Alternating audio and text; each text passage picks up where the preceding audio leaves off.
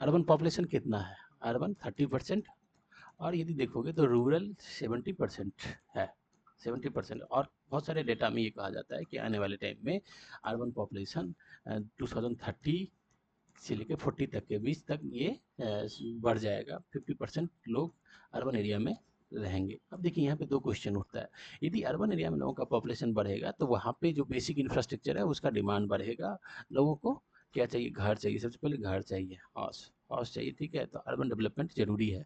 तो urban development के लिए वहाँ पे दो तरीके के हो सकता है, एक होता है प्लान डेवलपमेंट। यदि आप प्लान डेवलपमेंट करते हैं तो प्लान डेवलपमेंट करेंगे तो वहाँ पे प्रॉपर जो बेसिक इंफ्रास्ट्रक्चर होना चाहिए वो देंगे, जैसे सीवर का कनेक्शन अच्छा होना चाहिए भाई, हाउस का जो मटेरियल होना चाहिए वो अच्छा होना चाहिए। यदि ये नहीं होता है, प्लान नहीं होता, तो फिर होगा अनप्लान्ड। अनप्लान्ड डेवलपमेंट होगा तो क्या बनेगा, अर्बन हीटलैंड बनेगा, अर्बन हीटलैंड बनेगा।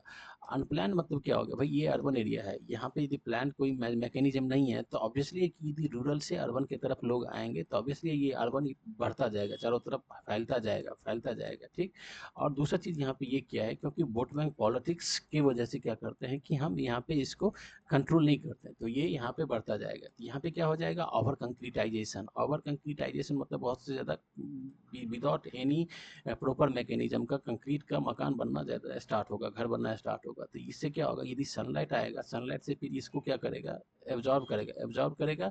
तो इधर का एब्जॉर्ब करने से यहाँ पे क्या होगा, टेम्परेचर बढ़ेगा, तो ऑब्वियसली अर्बन एरिया के अंदर टेम्परेचर बढ़ जाएगा, ठीक। तो आप देखेंगे तो रूरल से अर्बन की तरफ माइग्रेशन क्यों हो रहा है, क्योंकि मेन सबसे बड़ा रीजन है कि इकोनॉमिक मॉडल, इकोनॉमिक डेवलपमेंट। यदि रूरल एरिया के अंदर एम्प्लॉयमेंट का सोर्स नहीं है, एम्प्लॉयमेंट में क्या, इंडस्ट्रियलाइजेशन, इंडस्ट्रियलाइजेशन नहीं है रूरल रूरल एरिया में, तो ऑब्वियसली लोग अर्बन एरिया के अंदर आएंगे। तो इसका इलाज क्या हो सकता है, इसका इलाज एक ही है कि जो आप इंडस्ट्रियल सेक्टर को फोकस करना पड़ेगा, आपको कैपिटल इंटेंसिव सेक्टर से लेबर इंटेंसिव सेक्टर पे आपको जाना पड़ेगा। आपको टॉप टू बॉटम की जगह बॉटम अप अप्रोच को अपनाना पड़ेगा, जहाँ पे आप लेबर इंटेंसिव सेक्टर को आगे बढ़ाए, आप rural area specific development plan को लेके आए, इंडस्ट्रियलाइजेशन को पंचायत लेवल से आपको बढ़ाना पड़ेगा, तभी इंडिया के अंदर जो एक डेमोग्राफिक डिविडेंड 65% पॉपुलेशन युवा